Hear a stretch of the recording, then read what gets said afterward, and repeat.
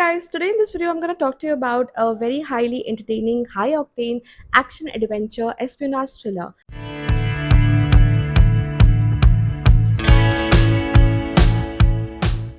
Yes, you heard me right. This book has all of these things and much more. So today I'm going to be talking about this book, Amongst the Believer by Kocheri C. Shibuya. So this book is basically the sequel to this book called Men and Dreams in the Dhauladar by the same author. And as can be gauged from the title of that book, Men and Dreams in the Dhauladar, the book was set in the Dhauladar range of the Himalayas at a dam construction site. So before I begin with this book, I'm going to give you a little introduction of the characters that were there in that book, because the three characters are the same and the story in this one progresses from the story that was there. So here we have three characters: Nanda, Khusro and Rekha. Nanda is a person who's on the run from police and he's hiding, and somehow he lands up at this dam construction site.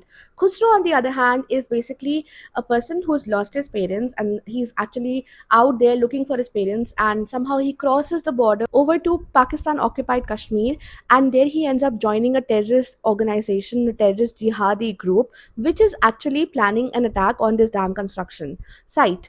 So these are the two characters. Then we have third character who's a female. Thank God for that. So Rekha is a doctor. She's a trained dancer. She's very famous because she goes all over the world to perform her performances, and she's a gentle soul. She has a beautiful heart, and somehow all these three characters end up at the dam construction site with their own objectives, with their own motives, and that was the story that was there in that book. Now, in this one, the story of all these three characters move forwards from there, and all of these characters are involved in this major, mega scheme of events in which a lot of other people, organizations, agencies are involved. So I'm talking about different countries, drug lords, drug mafias, warlords, gang lords, intelligence agencies of the entire world. Okay, I'm talking about ISI, RAW, CIA, Mossad, MI6, and whatnot. So all of these come together, and they're actually after these covert secrets, which can change a lot of things and create a lot of upheaval in the world. So all of these big people are actually directing the play that these three characters will be acting out. And now, before delving into the review, I also want to talk a little about the characters in this story. So I'm not going to give away the story itself. I'm just giving you a little intro as to what these characters are supposed to do in this book. So where the story starts from. So Nanda, after all the fiasco in the last book, comes back. He somehow ends up getting involved in a gang war, and he's again on the run. His life and that of his family is also in danger, which is when Indian intelligence agency RAW steps in and offers him a way out, which is to take part in this covert mission, and in exchange for that they will be offering him freedom and security. On the other hand, we have Khusro, who, if you remember, he was part of a jihadi terror group, but now he has a falling out with that group, and now the terror group and also the ISI are after him. They're kind of seeking him, and he's on the run in this one. And then we have Rekha in this one. After everything that happened in the last book, she has come back to society, and now the story that her family is actually telling everybody, so that she can integrate into the society nicely, is that she was held captive by a terrorist, and so much so, like, she could not escape, and she had like a Stockholm kind of syndrome. So now Rekha is supposed to go by that story, but that's not the truth. Rekha is actually kind of really obsessed with Khusro the terrorist. So much so that her love is bordering on obsession, and she's willing to stake everything that she has currently, I mean, a husband, a family, and everything, for the sake of Khusro. On the other hand, we also see her preparing for this new dance piece, which is about her life living with a terrorist. So, how the lives of these three intertwined is the story, is the crux of this book. But again, the stakes are much higher, the planning and the level of events are much, much higher. Now that I've given you a little introduction about the characters and the book, let's talk about the review of this one. So, let's get into the finer points. The plot, I have to say this, it's brilliant. The storyline is amazing. The action, the pacing of the story is fast and racy. Like I said, it's a lot of action, lot of adventure, lot of thrill. You know, when you read the blurb and you look at the cover, there is a sense of intrigue that gets created in your mind, and you want to find out what is happening, because this, look at this, just look at this, it's a beautiful cover, right? And once that intrigue is created in your mind, you sit down to read it, you reach the page one, and bang, the action starts right from there. So that's the beauty of this book. This book doesn't take a lot of time to catch on. It doesn't take you like 10, 15, 20, 30 pages even to get into the flow. It starts the flow like this: bang on right from page one. Another thing that is really likable is attention to detail is just impeccable. Like all the details have been worked out, the minutest of details have been worked out to the last t. Everything is very very perfect, very very clear. So for example, Khusro is on the run like the entire time, and he keeps running from one place to another to another to another.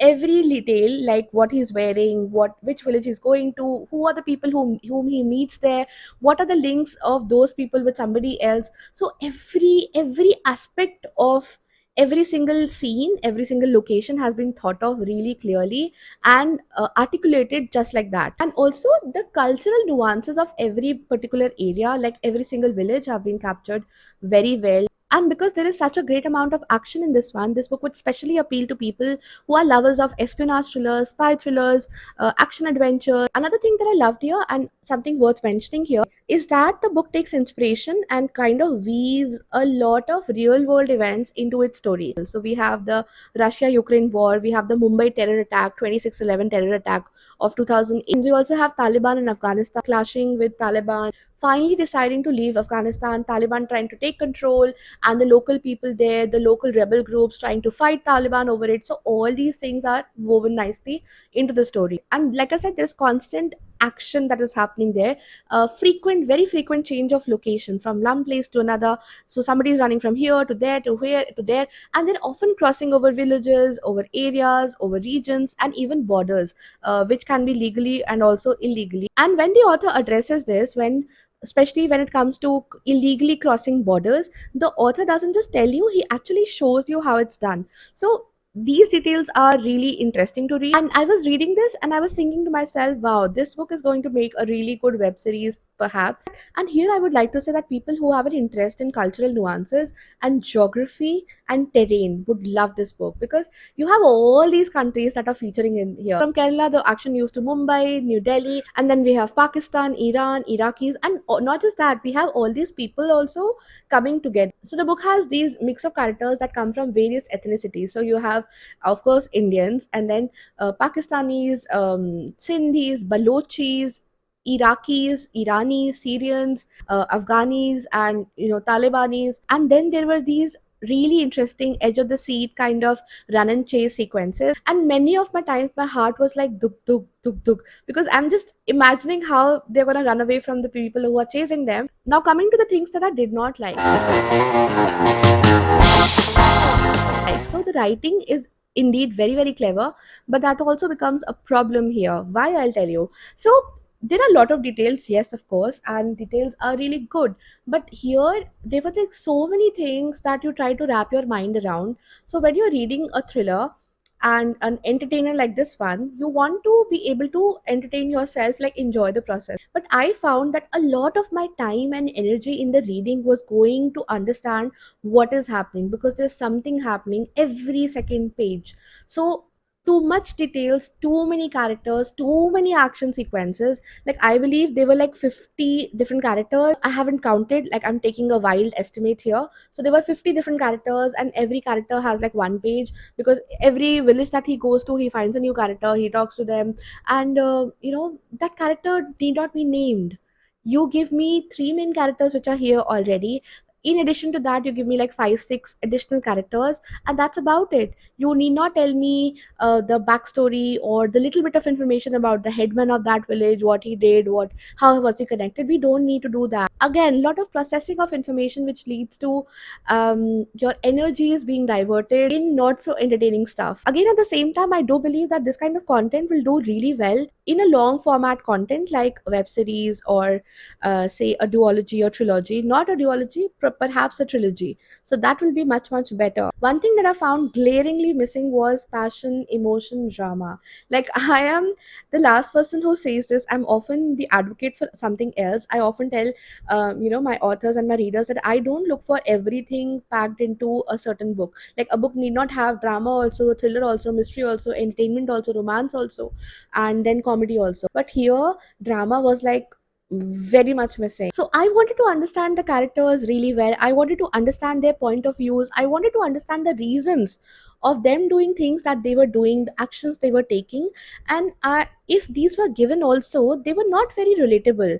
Now you would say, how would you relate to a terrorist? Even if that way they would not be relatable to me, at least they should have been convincing. So these characters often felt like cardboard characters and lacking emotional depth to a large extent. I believe what can be improved here is cutting down a lot of fluff, getting rid of too many details, too many characters, give us few incidents, give us few characters, and give us the build up to each and every moment of action. So need not have like action in every second page or every page. Actually, it happens here in every page. So don't give us that. Instead, give us few very dramatic, very powerful incidents or accidents or action sequences, and give us a build up for that.